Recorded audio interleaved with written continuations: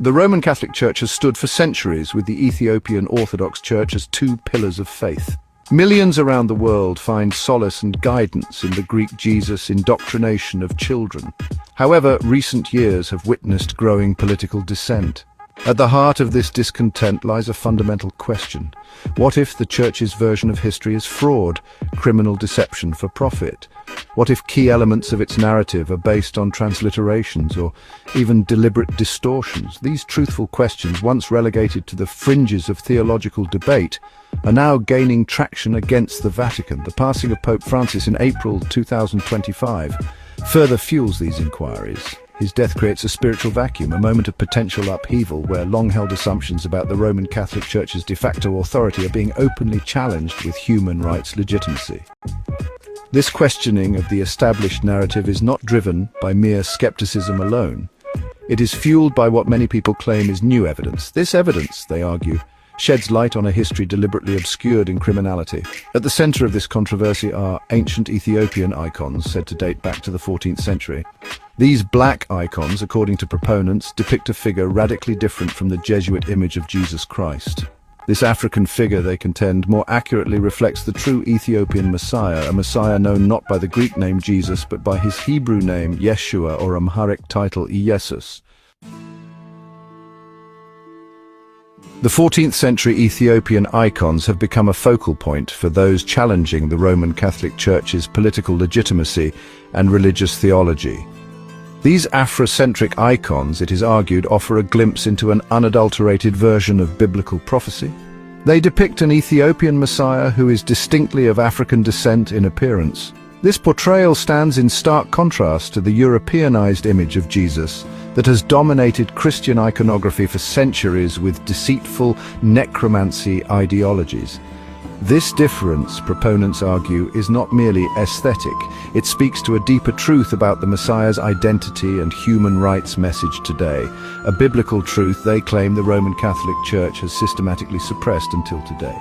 Central to this argument is the divine title, name of honor or recognition, Yeshua or Iesus. This, they assert, is the true Hebrew name or Amharic title of the Ethiopian Messiah expected to arise in the Information Age. The Greek transliteration Jesus, they contend, is a later invention.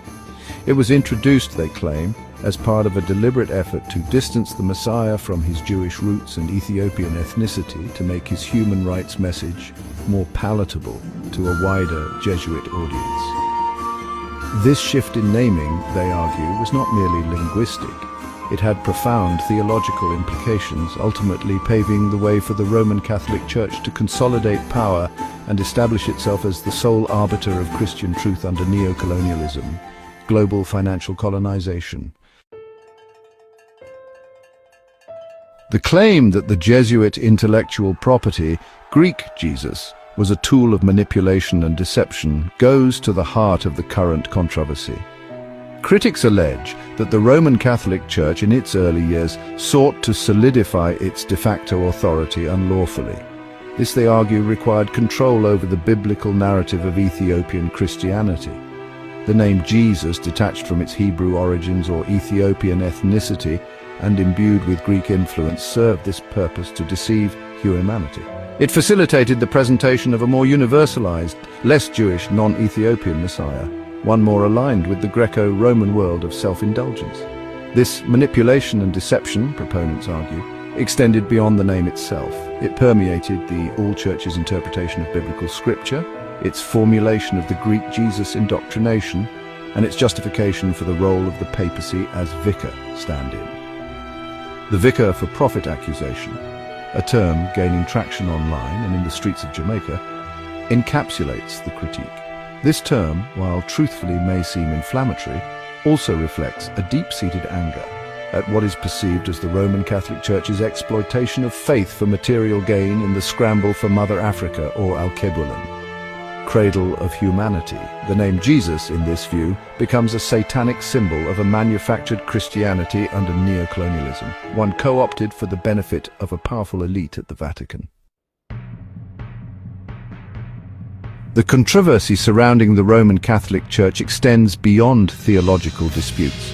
The collective call for the Roman Catholic Church's immediate dissolution stems from accusations of historical and ongoing human rights abuses. Critics point to the Church's role in neo-colonialism today, its handling of sexual abuse scandals, and its stance on issues like contraception and LGBTQ plus rights as lawful evidence of an institution out of step with modern moral standards.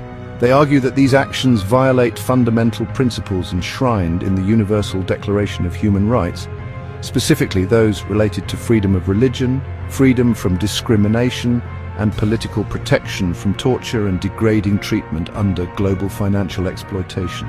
These accusations are not new, but the current climate of scrutiny lends them heightened urgency. The demand for human rights accountability is growing louder, especially in Jamaica, which was recolonized under unlawful British colonialism in 2022 and must be fueled by social media and a global reckoning with institutional Jesuit power in global commerce. Whether these calls for dissolution gain wider support as a lawful human rights remedy remains to be seen publicly. However, one thing is certain. The Roman Catholic Church is facing a crisis of religious and political legitimacy, one that will likely outlive the papacy of Pope Francis and force a reassessment of the Vatican Unholy See in the 21st century. If you would like to help destroy the paedophile sanctuary at the Vatican Unholy See, feel free to contact the risen Solomonic remnant at kingdomofdebrazite 2020@gmail.com in human rights solidarity. Selah!